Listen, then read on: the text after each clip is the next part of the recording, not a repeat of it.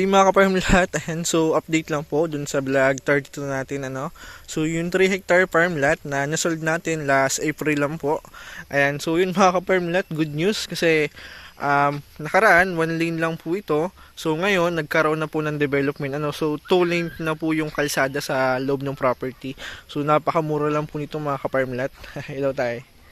3 hectare farm lot, mga ka-farm lot. And then naggunting dito mga ka-farm lot. So dito sa Calawag, almost bihira na yung property na flat land, and then ang gunting doon malapit lang po ito sa town proper So yun mga ka-farm lot, itutur ko rin po kayo dito kung hindi nito naabutan. So sayang So ang kagandahan dito mga ka-farm lot, flat land yung property. And then if ever dumating yung time na sawa na tayo sa farm, is pwede natin itong i-subdivide So yan, platted po itong area na to. Yan, vlog 32 natin to mga ka-farm lot.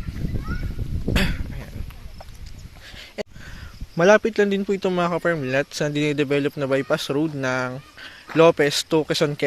So yun po ay isla na may 3 bayan. So Quezon, Alabat, Perez. Ayan. So nung una akala ko dito dadaan sa property yung kalsada niya, and then ang sabi po ng kapitan is nagtanong kami ulit. So ang sabi ng kapitan ay dito po sa kabilang barangay So hindi po pala dito sa property. Pero ang good thing nun mga ka-farm lot is i-connect din po itong kalsada na ito dun sa bypass road So i-connect din po ito, kaya possible lampasan din po yan, at possible din po na maging busy road din po itong property. Ayan, so even though nabawasan yung sukat niya mga ka-farm lot kasi naging tuloy yung kalsada niya, and then ang advantage po ng property is tumaas yung value So ayan, pag dumating yung time na sawa ka na sa farming o sa property, so pwede po natin itong i-subdivide, and then ang good thing nun hindi lang po triple yung possible na kitain natin sa property So if ever i-subdivide po natin yan. Ayan, so flat land po itong mga ka-farm lot. Kung mapapansin nyo, almost 90 or 100% nga po sabi ng buyer natin. 100% flat land po ito. Ayan, so may mga pasigunda na rin po siyang puno ng nyog. Ayan, kung sakali mang i-clearing natin to, tumaas na, may pasigunda na po agad siya So if dumating yung time na for clearing na to, namumunga na po ito. Ayan, so yun, napakaganda po nito mga ka-farm lot. And then may portion din po siya na rice land Ayan, so bali 3 hectare po ito. So 8,000 square meter po yung portion na rice land. And then 2 hectare naman po yung portion niya na upland mga ka-farm lot, or yung kalupaan niya.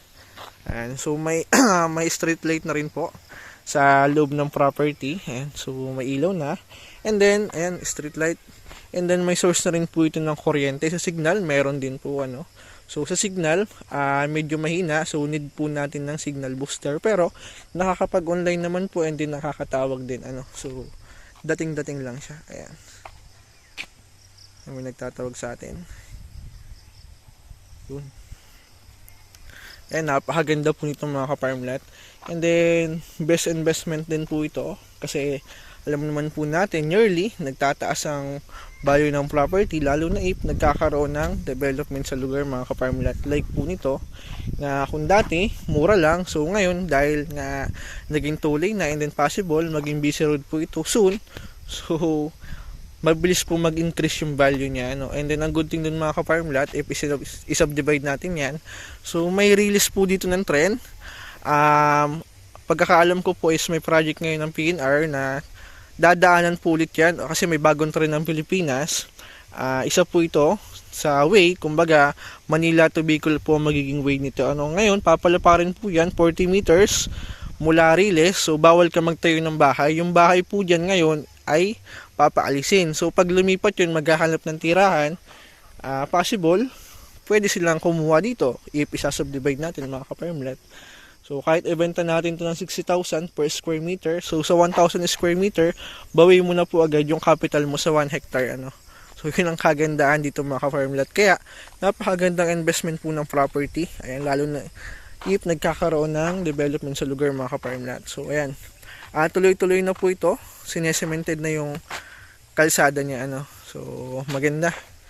Ayan. And then may bahay din po ito mga ka-farm lot. So, ayun. Ito po yung dating bahay ni owner na pwede rin nating i-renovate. Ayan. So, hindi na po pala ito. Kumbaga, bahal na si buyer kung i-renovate niya So, depende na. Bali mga ka-farm lot, sold na po ito. Ayan.